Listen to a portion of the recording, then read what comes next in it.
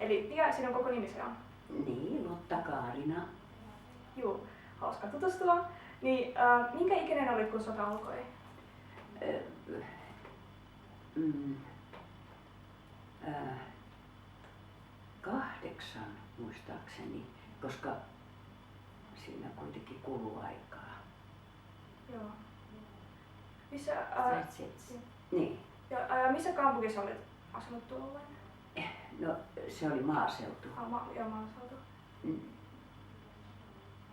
Että Kivijärvi nimeltään. Ja hyvin pieni maaseutupaikka. Joo.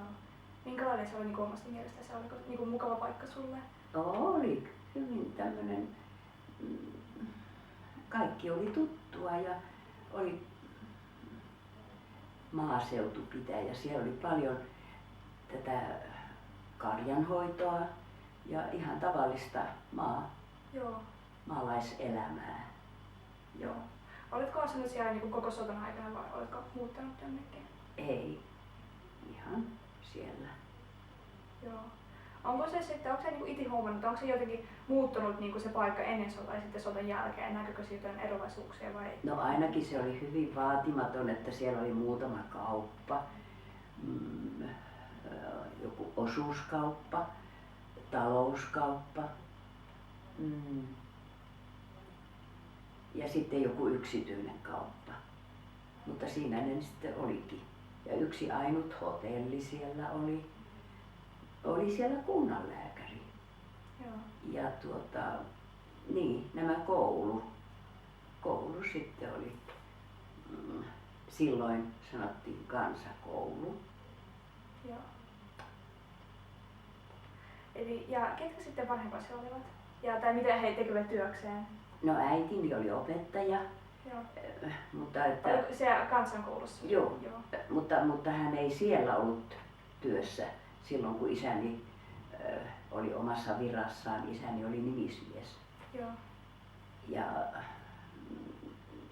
että hän oli niin kuin kotiäiti tavallaan sitten vasta isän kuoleman jälkeen, sen kaatumisen jälkeen, niin hän oli ja opetti siellä koulussa. Joo. Eli siis ilmeisesti isäsi oli sodassa, eikö niin? Joo. Onko se sitten lähtenyt heti niin siihen rintamalle, kun sota alkoi? No ei, eikä ole. Kun hän virkatehtäviä sitten hoiti, niin hänelle tuli tämä sijainen, Joo. PT, tämmöinen, niin kuin sanotaan, virkaa tekevä. Että mutta, ja sitten hän oli tosiaan komennuksella Suolahden esikunnassa. Joo. Ja osasitko vähän kertoa enemmän vaikka sen elämästäsi ja niin kuin, tai jos on jotain tietoa siitä sodasta, että mitä sun isä on käynyt sotaa tai niin sen elämästä siellä? Niin, no, se oli aika tämmöistä suljettua, että sieltä nyt sai lähettää postikortteja ja kirjeitä, mutta ne oli hyvin, silloinhan toimi sensuuri. Niin. Että ei siinäkään voinut paljon mitään sen paremmin, paitsi että silloin kun hän oli siellä Suolahden esikunnassa, hän ei ollut vielä rintamalla. Siihenkin meni jonkun aikaa, että hän oli aika paljon siellä Suolahden esikunnassa. Mekin kävimme äitini kanssa häntä tapaamassa siellä. Okei, eli siis te olitte siltä niin yhteydessä tai yhteyttä paikka, niin, joo. Sillä lailla. Mutta sitten kun hän sinne rintamalle halusi ja lähti, niin se tilanne tietysti muuttui. Että sitten ei nähty, paitsi että mä en muista, eihän hän hirveän usein edes kerinyt kotona käydä. Joo. No niin, ja se on sellaista sota-aikaa. Niin, ja sitten ihan se viimeinen aamu, kun hän lähti, minua ei herätetty. Eikö? Ja sitten minä olin niin kiukkunen, koska se lähtö tapahtui aikaisin aamulla. Joo. Niin mun annettiin nukkua. Eli siis ei ollut mitenkään tarkoituksella, vaan annettiin niin nukkua? Niin, jotain tämmöistä. Eihän siinä tullut mieleen, että tämä on nyt viimeinen kerta. Apua. Niin. Myös ikinä ajatellut, että nämä olisi käyty. No niin, mutta näin mulle on kerrottu ja kyllä mä painan nuon mieleeni ja se oli tosiaan sitten, mä muistan, että koulussa tiedettiin, että isäni on kaatunut ennen kuin kun minä menin aamulla kouluun. Eli sä oot Niin niinku siellä ne koulussa- kaikki rupes sanomaan, oppilaat toiset, että sun isäs on kuollut.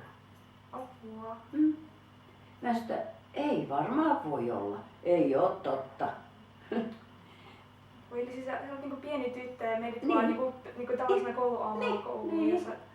Joo, aika, noihän ne ajatellut, että se kolahtaa. Sittenhän mä en muista edes, että olinko mä sen päivän sitten ollenkaan koulussa vai lähdinkö mä kotiin juoksemaan.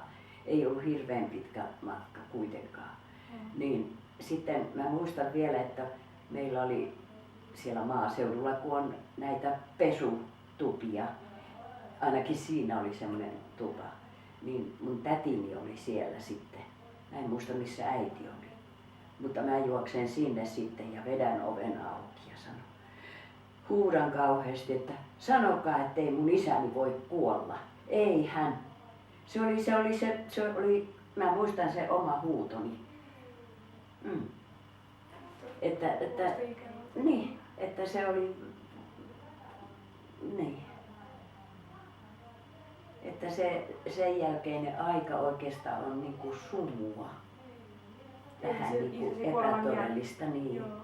Että, ja sitten, koska äidin suku täällä Tampereella, Joo. niin sen takia isä sitten,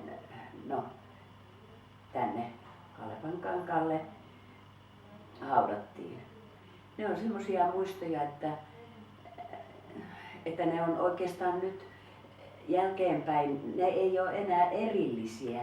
Ne on niinku semmoisia, niinku noissa semmosessa kimpussa. Joo, eli et voi niinku eritellä niitä. Niin, että se on vähän, ehkä se on justiin, on tullut unohduksen lumet siihen päälle. Joo. Ja kuitenkin se oli niin mustaa aikaa, niin kuin yleensä sota-aika on. Ja sitten tosiaan olimme täällä, kun veljeni oli silloin vauva, niin oltiin täällä ja täälläkin pommitettiin. Mutta ei ollut sillain, että kerran mentiin tuolla Finlaysonin tehtaan tiloissa oli pommisuone. Joo. Niin mentiin siitä puuportista, joka menee siinä Kuninkaankadulla, Joo. niin sinne sisälle. Minä muistan, että äidin äiti otti kassin ja minkä totesimme, siellä oli lusikka ja haarukka.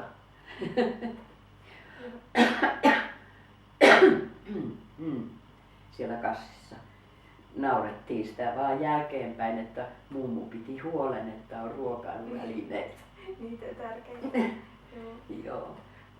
Oletko sä sitten niinku käsitellä silloin, että vaikka oli se pommitus, että käsitellä niinku oikein, että jotain pommitus ja on sota, No, vai oliko vielä niinku niin pieni lapsi, että oikein niinku ymmärtänyt sitä? No en mä niin pieni ollut, mutta kiireesti niin kuin se ääni kuuluu, niin kuin tänä aikanakin, sehän kuuluu, on se 12.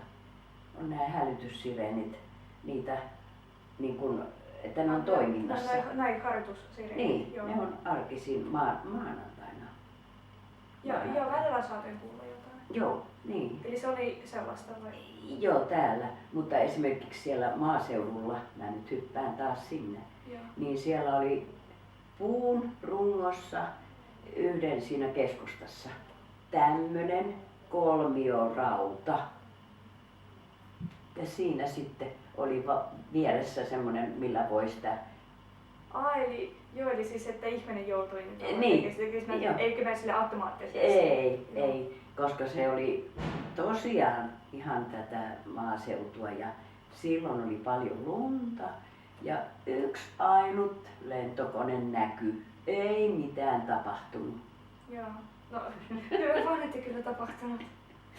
Niin siellä maaseudulla. Niin, mutta Tampereella oli se... Ei, mutta mä en kokenut mitään pommitusta. Ei ollut mun aikana. Niin Okei. se oli turha hälytys, mutta silti täytyi mennä Joo, sinne pommiin. kun silti ei voi tietää, että... Ei voikaan.